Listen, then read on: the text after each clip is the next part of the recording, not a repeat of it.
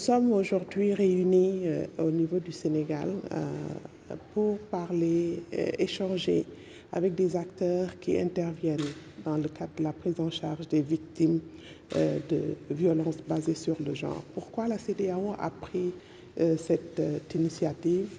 Le centre et l'agence spécialisée de la CEDEAO en charge de mettre en œuvre la politique sexe-spécifique de la CEDEAO dans l'ensemble des États membres.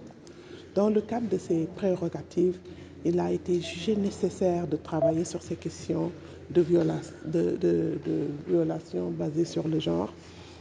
Des politiques stratégiques ont été adoptées par les ministres en charge des questions de genre, 2 politiques cadres qui portent sur la lutte contre les violences basées sur le genre et les violences sexistes, et un autre document politique qui porte sur le harcèlement sexuel en milieu du travail, et ça s'est passé en 2021, ici même à Dakar.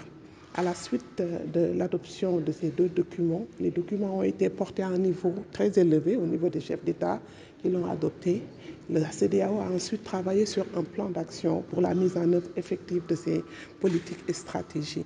Donc c'est dans le cadre de la mise en œuvre de ce plan d'action que nous organisons une série de formations pour les acteurs qui interviennent au niveau juridique, au niveau de la santé et les acteurs sociaux qui ont en charge de prendre en charge les victimes de violences basées sur le genre.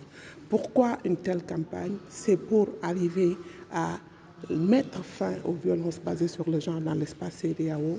Nous sommes dans une campagne de tolérance zéro pour les violences basées sur le genre. Cet atelier est le 2e du genre. Nous allons couvrir l'ensemble des États membres de la CEDEAO. La première édition, le premier atelier s'est passé en Gambie. Aujourd'hui, c'est le tour du Sénégal. Nous sommes ici au Sénégal et nous avons rassemblé plus d'une centaine d'acteurs qui interviennent dans le cadre de la prise en charge de ces victimes.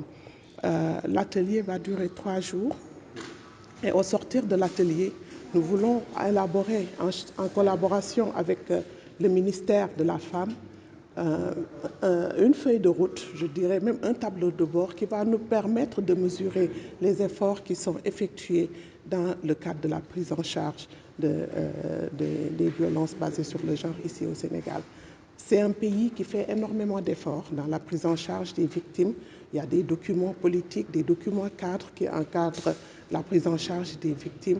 Et dans les efforts de la CEDEAO, c'est d'appuyer ce que les États réalisent. Et nous sommes là avec le Sénégal pour les accompagner, pour vraiment une bonne prise en charge des victimes de violences basées sur le genre. Vous savez,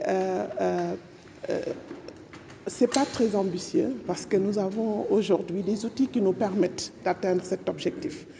Nous sommes en train de renforcer les capacités de ces acteurs qui sont les premiers à interagir avec les victimes de violences basées sur le genre.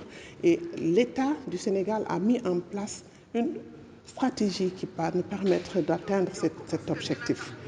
Pas seulement au Sénégal, mais au niveau de l'ensemble de la région. C'est vrai que les États ne vont pas au même niveau, mais le Sénégal, quand même, il faut reconnaître, parmi les pays qui sont dans la région, a fait des efforts énormes dans la prise en charge des victimes. Même si les chiffres restent alarmants, nous espérons pouvoir arriver à une tolérance zéro, même si les victimes vont continuer, ça c'est vrai, mais une tolérance zéro de la prise en charge des victimes.